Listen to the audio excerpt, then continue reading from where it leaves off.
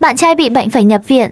Mẹ ruột lại chẳng hỏi chẳng han, bà lấy cớ công việc bận rộn để không phải chăm sóc con trai. Người mẹ chồng tương lai đã đẩy trách nhiệm chăm sóc con trai cho cô con dâu tương lai chưa chính thức về nhà chồng. Cách làm này của người mẹ đã khiến người con trai đang nằm trên giường bệnh hoàn toàn thất vọng. Cô bạn gái si tình đã từ bỏ công việc để chuyên tâm chăm sóc bạn trai trong bệnh viện. Trước khi qua đời, người bạn trai đã để lại di chúc, để lại căn nhà trị giá 2 triệu tệ và 600.000 tệ tiền tiết kiệm cho người bạn gái đã luôn ở bên giường bệnh chăm sóc mình. Giờ đây, khi biết con trai để lại tài sản khổng lồ, người mẹ ruột mặt dày quay lại, tranh giành tài sản thừa kế với con dâu tương lai. Con dâu tương lai tức giận mắng mẹ chồng tương lai là kẻ mặt dày vô sỉ. Bạn trai của tôi đã qua đời cách đây không lâu.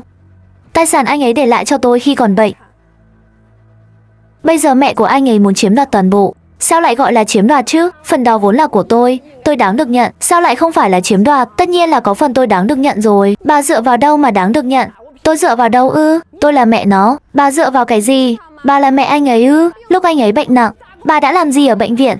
Bà chăm con trai thế nào? Cô làm gì vậy hả? Cô chăm sóc con trai tôi kiểu gì mà nó chết vậy? Nói đi. Người phụ nữ xinh đẹp, lương thiện trước mặt là Vân Vân. Người đối diện mặt dày vô sỉ, muốn tranh giành tài sản thừa kế là mẹ của bạn trai cô, bà Lôi.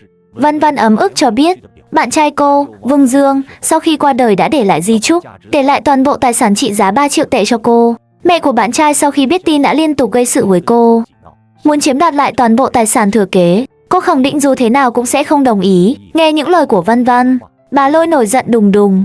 Bà ta mắng Vân Vân, tài sản của con trai tôi tất nhiên phải để lại cho tôi. Tôi là mẹ ruột của nó. Cô là cái thá gì? Cô đã hại chết con trai tôi, bây giờ còn muốn cướp tiền của nó. Đúng là trời không dung đất không tha. Hai người lời qua tiếng lại, sắp sửa lao vào nhau. Vậy, sự việc rốt cuộc là như thế nào? Có thật là Vân Vân đã hại chết bạn trai mình và muốn độc chiếm tài sản không? Vân Vân nói, ngay sau khi việc làm ăn của hai chúng tôi bắt đầu khởi sắc, anh ấy được chẩn đoán mắc ung thư gan giai đoạn giữa. Tôi vẫn chưa từng hỏi Vương Dương rốt cuộc đã ra đi như thế nào. Có phải là vì căn bệnh này không? Lúc đó, khi được chẩn đoán ung thư gan giai đoạn giữa, anh ấy không muốn kết hôn với cô, là vì anh ấy đã biết về bệnh tình của mình.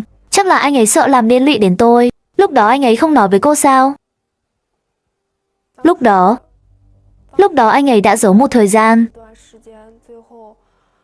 Cuối cùng bị tôi gặng hỏi mãi, anh ấy đã nói cho tôi biết. Vân Vân cho biết cô và bạn trai đã yêu nhau 3 năm, tình cảm luôn rất tốt đẹp. Cả hai đều có sự nghiệp riêng và đang trên đường phát triển. Cuộc sống hai người diễn ra rất ổn thỏa. Dù biết bạn trai đã có một đời vợ và có một cô con gái, nhưng cô không hề bận tâm. Hai người đã đến giai đoạn bàn chuyện cưới hỏi, thì chuyện không may đã xảy ra. Có một thời gian, bạn trai cô thường xuyên cảm thấy không khỏe. Sau đó, không chịu nổi nữa, anh đến bệnh viện kiểm tra mới biết mình bị ung thư gan giai đoạn giữa.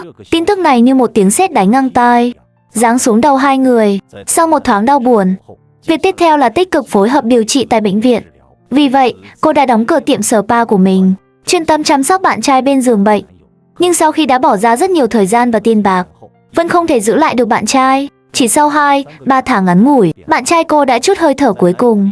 Khoảng 1 tháng trước khi bạn trai qua đời, anh đã tự tay viết di chúc, nói rằng sẽ để lại toàn bộ tài sản cho cô. Vân Vân chưa kịp nói xong, bà Lôi đứng ngồi không yên đã kích động nói, di chúc đó ai đã thấy? Nó đang trong tình trạng thế nào? Nó viết lúc còn tỉnh táo, hay đây là cái bẫy cô ta răng ra? Bà Lôi, theo bà Lôi, tất cả mọi chuyện đều là cái bẫy do Vân Vân răng ra. Đầu tiên cô ta quyến rũ con trai bà, sau đó làm cho sức khỏe của anh suy kiệt, rồi chiếm đoạt tài sản của anh. Đúng là quá nhiều mưu mô. Bà khẳng định dù thế nào cũng sẽ không để cô ta được tọa nguyện. Vậy tại sao Vương Dương lại để lại toàn bộ tài sản cho Vân Vân, mà không để lại một xu nào cho mẹ mình? Những lời tiếp theo của Vân Vân đã cho chúng ta một vài câu trả lời. Vân Vân cho biết, sau khi bạn trai cô bị bệnh nhập viện, mẹ anh ấy gần như chưa từng đến bệnh viện. Ngay cả lần cuối cùng cũng không gặp mặt. Luôn chỉ có một mình cô chăm sóc bạn trai, mỗi ngày giặt quần áo cho anh, mua đồ, đút cơm, gần như không lúc nào ngơi nghỉ, mỗi ngày đều ngủ thiếp đi trong mệt mỏi. Mở mắt ra lại tiếp tục công việc. Dù rất vất vả, nhưng cô còn thấy điều đó là xứng đáng. Nghe Vân Vân nói vậy, bà Lôi vội vàng giải thích, tôi phải chăm cháu nội. Tôi đi chăm con trai, bà chăm cháu nội. Con trai lớn của bà không phải là người sao? Bà không đi chăm anh ấy à? Con trai thương tôi, sợ tôi bị ốm, nó không cho tôi đến. Bà Lôi, trong 2-3 tháng đó, bà đã đến mấy lần? Tôi đến mấy lần ư? Tôi đến nhưng con trai tôi không cho tôi đến. Con trai tôi nói ở đây có người chăm sóc rồi, mẹ không cần đến đâu. Mẹ cứ ở nhà, chăm sóc cháu trai cho tốt là được rồi. Mẹ cũng lớn tuổi rồi, hơn 60 tuổi rồi, sức khỏe cũng không tốt. Ở trong bệnh viện lỡ lây bệnh truyền nhiễm, rồi có chuyện gì không hay thì sao? Vậy lúc đầu bà Lôi, con trai bà bị bệnh truyền nhiễm à? Trong bệnh viện ấy, đó có phải là nơi tốt đẹp gì đâu. Đó không phải là nơi tốt đẹp, nhưng tôi thấy bà nói như vậy. Thế những bệnh nhân khác lỡ bị lây thì sao? Con trai bà bị ung thư cơ mà. Sao bà lại cố chấp thế? Trong bệnh viện có đủ thứ bệnh tật mà. Trước mặt mọi người, bà Lôi hùng hồn nói, bà Vi phải ở nhà chăm cháu nội, nên không có thời gian đến bệnh viện. Không phải bà không muốn đi. Vả lại, bệnh viện có bao nhiêu bệnh truyền nhiễm. Tôi là người già, sức khỏe yếu, lỡ bị lây thì phải làm sao? Những lời của bà Lôi khiến người ta kinh ngạc. Theo lẽ thường, người đầu bạc tiễn kẻ đầu xanh là một việc vô cùng đau buồn. Làm sao bà có thể kim lòng được mà không đến thăm con trai, thậm chí ngay cả lần cuối cùng cũng không gặp mặt. Chẳng trách con trai bà lại thất vọng về bà như vậy. Văn Văn nói với người dẫn chương trình, bạn trai cô không muốn gặp mẹ là có lý do, bởi vì bà đã lén lút làm một việc sau lưng anh. Có một lần, công ty của bạn trai cô gặp khó khăn, cần cấp một khoản vốn để xoay vòng. Bạn trai cô định thế chấp căn nhà mình đang ở để vay tiền xoay sở, nhưng anh không thể ngờ rằng căn nhà đã bị mẹ anh thế chấp từ lâu. Lý do là để giúp đỡ em trai của anh. Người dẫn chương trình hỏi bà Lôi có chuyện này không? Bà Lôi nói, chuyện là thế này. Đứa con trai út của tôi, nó cũng giống như thằng Vương Dương này, cũng đều làm ăn kinh doanh. Thời gian đó, cả hai đều sắp thua lỗ, công ty cũng sắp sập. Thằng út nó hỏi vay tiền tôi. Nó vay tiền nhưng tôi cũng không có tiền. Tôi chỉ có thể thế chấp căn nhà này để giải quyết khó khăn trước mắt cho thằng út. Vậy là bà đã không hề nói cho con trai lớn, Vương Dương, biết chuyện này. Tôi không nói cho nó biết, vì lúc đó mới sinh được đứa cháu nội thứ hai. Sinh cháu xong tôi bận tối mắt tối mũi. Tuổi tác đã cao, sức khỏe không tốt, bận rộn không xuể. Tôi định nói với nó nhưng rồi lại quên mất. Chỉ cần bà có WeChat, chỉ một tin nhắn thoại, dưới nút 10 giây là xong. Gọi điện thoại cũng không quá 1 phút. Vậy mà bà vẫn không nói chuyện này. Hóa ra căn nhà đó là do Vương Dương mua trước khi kết hôn, nên anh đã để tên mẹ mình, xem như là tài sản trước hôn nhân. Thế nhưng, không ngờ sau khi công ty của em trai gặp chuyện, mẹ anh đã lén lút thế chấp căn nhà. Không chỉ không bàn bạc với anh, thậm chí còn giấu giếm không cho anh biết. Điều này khiến Vương Dương vô cùng tức giận. Anh không phải không muốn thế chấp nhà giúp em trai, mà là sự thiên vị trắng trợn này của mẹ khiến anh cảm thấy rất khó chịu. Về việc này, bà Lôi còn ngụy biện rằng là do bà quá bận rộn nên không kịp nói cho con trai biết. Điều này đúng là đang coi thường trí thông minh của khán giả. Văn Văn nói với người dẫn chương trình, công ty của em trai bạn trai cô cuối cùng cũng không trụ nổi. Sau đó vì không trả được nợ, căn nhà của bạn trai cô đã bị tòa án bán đấu giá. Sau đó chính cô đã bảo bạn trai dọn đến ở chung với mình. Người dẫn chương trình hỏi Văn Văn, vậy khoản nợ đó không được bù đắp, sau đó thế nào? Sau đó, khi bạn trai cô đến chỗ mẹ anh ấy, không lấy lại được số tiền đó, khoản thiếu hụt đó không được bù đắp, việc xoay vòng vốn không thành công. Sau đó có vượt qua được khó khăn không? Vượt qua được ạ. Vượt qua bằng cách nào? Là em đã phải muối mặt về xin bố mẹ em để xin tiền. Lại phải muối mặt xin tiền, xin được 500.000 tệ, rồi bù vào khoản thiếu hụt đó ạ. Văn Văn cho biết, sau khi biết tình hình của bạn trai, cuối cùng cô đã phải cắn răng về nhà xin tiền, giúp bạn trai bù đắp khoản thiếu hụt đó. Vì chuyện này, cô còn bị bố mẹ trách mắng một thời gian dài. Còn bạn trai cô sau khi có vốn xoay vòng, công ty nhanh chóng khởi sắc trở lại. Hai người đã cùng nhau cố gắng tiết kiệm được 1-2 triệu tệ, sau đó mua một căn nhà để cưới. Không khó để thấy, thái độ của Văn Văn và bà Lôi đối với Vương Dương hoàn toàn trái ngược nhau. Một người là Tiết Trung Tổng Thán giúp đỡ lúc hoạn nạn, còn một người là Phủ Đế Triều Tân rút củi đáy nồi. Cũng chẳng trách cuối cùng Vương Dương lại để lại toàn bộ tài sản cho bạn gái, bởi vì trong đó không chỉ còn là tình yêu, mà còn là sự đồng cảm cộng khổ và sự tương trợ lẫn nhau khi nghèo khó, túng quẫn. Nghe những lời của Văn Văn, bà Lôi vẫn lải nhải không ngừng, đưa ra đủ loại lý do, cố gắng làm nhiễu loạn sự chú ý của các chuyên gia. Thầy Thôi Khiếu thực sự không thể chịu đựng được nữa, liền chất vấn bà. Những ngày cuối cùng ở bệnh viện, bà cũng không đến sao? Tôi có đến, nhưng ít. Bà đến ít hay là trong khoảng thời gian cuối cùng bà không hề đến? Tôi có đến. Có đến, vậy khoảng thời gian cuối cùng bà có đến không? Lúc cuối thì không. Đến 1 lần, 2 lần, đến được 2 lần. Chuyện này của bà thật sự khiến tôi không thể tin nổi. Vậy đứa cháu nội út của tôi phải chăm sóc nó chứ? Ai sẽ chăm cháu nội thay tôi đây? Cháu nội lớn còn phải đi học. Tôi bao nhiêu là việc nhà, tôi lại lớn tuổi thế này rồi, lấy đâu ra nhiều sức lực chứ? Người mà nói yêu thương chăm sóc nó chẳng lẽ không được sao? Bà Lôi, bà thật sự khiến tôi mở rộng tầm mắt. Đây có lẽ là lần đầu tiên tôi thấy. Dù tôi đã ngồi ở đây bao nhiêu năm, lần đầu tiên tôi thấy một người mẹ, khi con trai mình, một người con trai đang ở tuổi trung niên, trong những giây phút cuối đời, mà bà lại có thể kim lòng không đến thăm. Và còn nói rằng trách nhiệm này không thuộc về mình, mà thuộc về cô bạn gái nhỏ bé đáng thương kia. Vào lúc này mà còn có thể nói đến trách nhiệm, bà cũng là người đầu tiên phá vỡ mọi nhận thức của tôi. Tôi thực sự phục bà luôn đó. Nhưng với tư cách là người thân, với tư cách là mẹ đối với con, trong nhận thức của tôi, việc chăm sóc này không chỉ không phải là gánh nặng, mà còn là một mong muốn mãnh liệt từ bên trong. Đặc biệt là khi con sắp ra đi.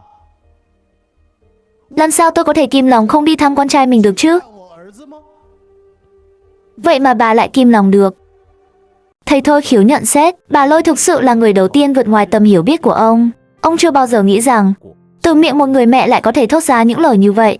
Có thể thấy, tình yêu của bà Lôi dành cho con trai Vương Dương rốt cuộc là bao nhiêu. Bà Lôi bị hỏi đến mức không nói nên lời. Sau đó, bà tiếp tục nói, kể cả như vậy, con trai tôi cũng không thể không để lại cho tôi một chút gì, mà lại cho hết người ngoài. Dựa vào đâu chứ? Chính tôi đã nuôi nó từ nhỏ đến lớn.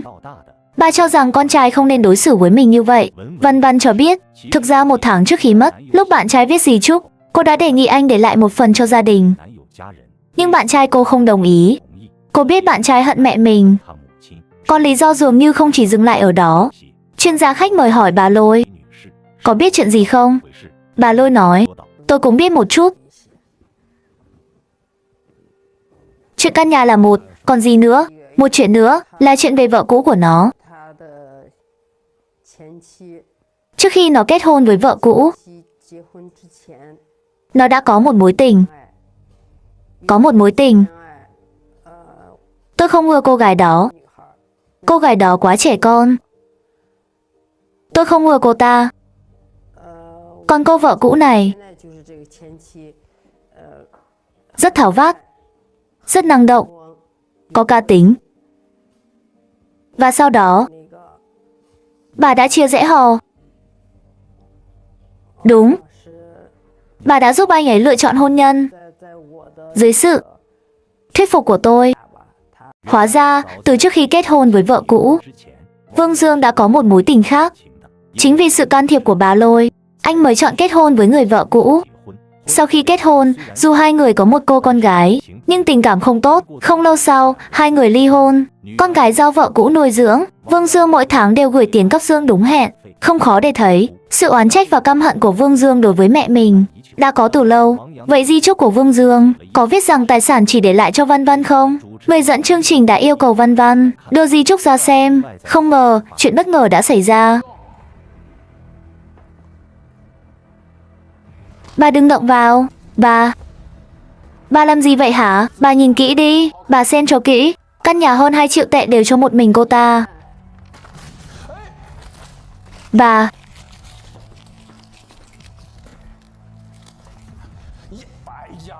xem bà xe cái gì kia. Tôi vẫn còn đây này. Vẫn còn.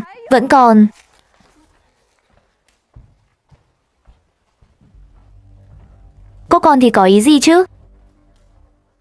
Di chúc. Đó là bản sao thôi. Bản kia mới là bản thật đúng không? Đúng vậy. Bà Lôi đã chơi không đẹp khi giật lấy di chúc. Khi thấy di chúc thực sự viết chỉ để lại cho một mình Văn Văn, bà đã tức giận xé tan tờ di chúc. Ngay khi bà tưởng rằng âm mưu của mình đã thành công, Văn Văn lại rút ra một bản di chúc khác và đắc ý nói với bà Lôi, bà cứ xé thoải mái đi, dù sao đó cũng chỉ là bản sao thôi. Dường như Văn Văn đã lường trước được bộ mặt vô lại của bà Lôi. Bà Lôi tức đến mức bỏ ra ngoài.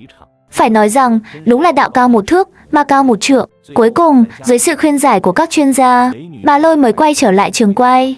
Rõ ràng là bà sẽ không dễ dàng bỏ cuộc. Vậy di chúc trong tay Văn Văn có hiệu lực pháp lý không? Luật sư tại hiện trường đã đưa ra câu trả lời. Di chúc này thuộc loại di chúc tự viết. Theo pháp luật, những yếu tố cần có, tôi xem qua đều có đủ. Vì vậy, nếu xác định được đây là do con trai bà viết, thì di chúc tự viết này có hiệu lực. Cho nên, Phần lớn nội dung có trong di chúc này chắc chắn đều có thể thực hiện. Chỉ có điều, như tôi vừa nói với mọi người, phần cần phải để lại thì phải được trích ra. Còn lại thì không có vấn đề gì. Lúc nãy bà cũng nói rồi, bà đã 65 tuổi, nhưng bà có thu nhập riêng, còn có tiệm tạp hóa nhỏ. Hơn nữa, con trai út của bà cũng chu cấp sinh hoạt phí. Vì vậy, bà không thuộc đối tượng của phần di sản bắt buộc này, không đáp ứng điều kiện của người được hưởng phần di sản bắt buộc. Cho nên, trong trường hợp này, xét trên phương diện di chúc, bà không được hưởng phần tương ứng trong đó. Luật sư giải thích, nếu xác định di chúc là do Vương Dương tự tay viết, thì nội dung trong di chúc về cơ bản là có hiệu lực hoàn toàn và không liên quan gì đến bà Lôi. Còn về phần di sản bắt buộc, thực ra là để lại cho con gái của Vương Dương. Dù sao, anh và vợ cô có một cô con gái, tiền cấp dưỡng này vẫn phải được chu cấp. Nghe xong lời của luật sư, bà Lôi như cổ bóng xì hơi, không còn vẻ kiêu ngạo, hống hách như lúc đầu nữa. Trong lòng không cam tâm, bà Lôi suy nghĩ một hồi và lập tức có ý tưởng mới. Bà nghĩ đến việc cháu gái mình có tư cách tranh giành một phần tài sản. Thế là bà lập tức yêu cầu vợ cũ của Vương Dương đang đợi bên ngoài lên sân khấu. Bà muốn dùng danh nghĩa của cháu gái để tranh giành thêm một ít tài sản. Tuy nhiên, vợ cũ của Vương Dương vừa lên sân khấu đã bắt đầu tạt nước bẩn vào Văn Văn. Tôi bị ly hôn chẳng phải vì cô ta chen chân vào hay sao? Gì cơ? Tôi chen chân vào khi nào? Thế lúc đầu Vương Dương không về nhà là gọi điện cho ai hả? Nhắn tin cho ai hả? Là tôi sao? Chị hỏi tôi thì tôi hỏi ai đây? Không phải cô thì còn ai nữa? Chị đừng có cai cùn ở đây được không? Cô Đỗ, cô nói chuyện phải có logic, cô phải có bằng chứng. Ý cô là khi cô và Vương Dương chưa ly hôn, họ đã quen biết nhau và nảy sinh tình cảm. Đúng vậy, lúc đó Vương Dương thường xuyên đi công tác. Rồi lúc nửa đêm khi tôi đang cho con bú. Nói đến đây chắc anh cũng hiểu. Trong thời gian phụ nữ mang thai, có một số chuyện không tiện. Thế là Vương Dương thường xuyên ra ngoài và luôn lén lút nghe những cuộc điện thoại sau lưng tôi. Cô có chắc là tình cảm của anh ấy đã thay đổi trong thời gian cô cho chăm con không? Chắc chắn. Làm sao cô chắc được? Cô có thấy nội dung tin nhắn điện thoại hay nghe thấy giọng nói trong điện thoại không? Khi tôi đang cho con bú, điện thoại reo, anh ấy luôn lén lút cầm điện thoại vào phòng tắm nghe. Cô đã nghe thấy gì? Nghe thấy những điều không nên nghe. Là gì? Toàn gọi là cục cưng à, anh yêu, em yêu gì đó. Cô có chắc không? Người phụ nữ hung hăng trước mặt là vợ cũ của Vương Dương, cô Đỗ. Cô ta gào thét lên án Văn Văn, nói rằng lúc trước cô ly hôn với chồng là vì Văn Văn trong thời gian cô cho con bú đã quyến rũ chồng cô. Hai người thường xuyên nói những lời lẽ ái muội qua điện thoại và đã bị cô nghe lén được. Nghe cô Đỗ nói về mình như vậy, Văn Văn tức không chịu nổi. Cô tức giận nói, chị mang thai là 5 năm trước, tôi và Vương Dương mới quen nhau 3 năm trước thôi. Chị nói dối sao không cao tay hơn một chút đi. Người dẫn chương trình cũng cho rằng lời nói của cô Đỗ hoàn toàn không hợp logic. Hơn nữa không có bất kỳ bằng chứng nào, hoàn toàn là vu khống người khác. Một người trưởng thành phải chịu trách nhiệm cho lời nói của mình. Biết mình đùi lý, cô Đỗ cũng không còn gì để nói. Cô cho biết hôm nay cô đến đây là để tranh giành tiền cấp dưỡng cho con gái. Chồng cũ của cô, Vương Dương, lúc còn sống, mỗi tháng đều chu cấp cho cô 3.000 tệ tiền cấp dưỡng và hứa sẽ nuôi con gái đến năm 18 tuổi. Con gái cô bây giờ 5 tuổi, tức là còn 13 năm nữa. Theo mức 3.000 tệ mỗi tháng thì phải đưa cho cô 500.000 tệ. Phải nói rằng cô Đỗ tính toán thật rõ ràng. Để muốn có được nhiều lợi ích hơn, cô đã lên sân khấu tạt nước bẩn vào đối phương, muốn làm cho Văn Văn thấy mình đùi lý. Như vậy khả năng cô tranh giành được sẽ lớn hơn. Cô Đỗ đúng là tính toán như ý. Lúc này, người dẫn chương trình nói với Văn Văn, theo pháp luật, phần tiền này phải được đưa cho con gái anh ấy. Tuy nhiên, số tiền chưa chắc đã nhiều như cô Đỗ nói. 500.000 này là yêu cầu do bên đó đưa ra. Nếu theo thông thường thì sẽ thấp hơn một chút. Đúng không ạ? Có thể là 400, 300.000. Chuyện này nếu thực sự đưa ra tòa thì có thể sẽ được tính theo mức 3, 400.000. Nhưng bên này thì hy vọng sẽ có. Bởi vì trước đây vẫn luôn được chu cấp theo mức đó. Tôi chỉ tính nhẩm sơ bộ cho cô thôi. Người dẫn chương trình nói với Văn Văn, yêu cầu của đối phương là như vậy, nhưng chúng ta không nhất thiết phải đưa nhiều như thế. Nếu đưa ra tòa, Cô ấy nhận được một nửa đã là may mắn rồi. Vì vậy, Văn Văn có quyền lựa chọn của riêng mình. Văn Văn cho biết cô hiểu những lời của luật sư. Sau một lúc suy nghĩ, cô đã nói ra một câu khiến mọi người vừa khâm phục vừa cảm động. Vậy thì, tôi sẽ đưa 1 triệu. Bao nhiêu? 1 triệu. Tôi không nghe nhầm chứ? Tại sao vậy? Cô sẵn lòng lấy ra 1 triệu cho đứa bé sao? Sẵn lòng à? Bởi vì cô bé này là đứa con có cùng huyết thống duy nhất của Vương Dương trên cõi đời này. Tôi không muốn vì sự ra đi của Vương Dương mà bé không được hưởng một nền giáo dục tốt. Tôi muốn bé được sống vui vẻ, hạnh phúc. Cũng xem như là để Vương Dương ở dưới suối vàng cũng có thể vui lòng, đúng không ạ? Những lời của Văn Văn đã làm lay động tất cả mọi người tại hiện trường. Khi đối mặt với sự hống hách của mẹ bạn trai, cô không chọn lùi bước. Khi đối mặt với sự bất chấp thủ đoạn của vợ cũ bạn trai, cô chọn dũng cảm đối mặt. Nhưng khi đối mặt với con gái của bạn trai, cô lại có thể nhượng bộ đến như vậy. Không khó để thấy Văn Văn thực sự là một cô gái vô cùng lương thiện. Đồng thời, điều đó chứng tỏ cô yêu bạn trai Vương Dương đến nhường nào. Trước đồng tiền, chúng ta đã thấy quá nhiều sự xấu xa của bản tính con người. Một người có tấm lòng chân, thiện, mỹ như Văn Văn thực sự không nhiều. Chúng ta hãy cùng dành cho Văn Văn một lời khen. Vậy mọi người có ủng hộ cách làm của Văn Văn không? Hãy để lại những suy nghĩ của mình tại phần bình luận. Nếu thấy hay, đừng quên cho mình xin một like và một đăng ký nha. Và mình là Lạc Lạc, hẹn các bạn kỳ sau.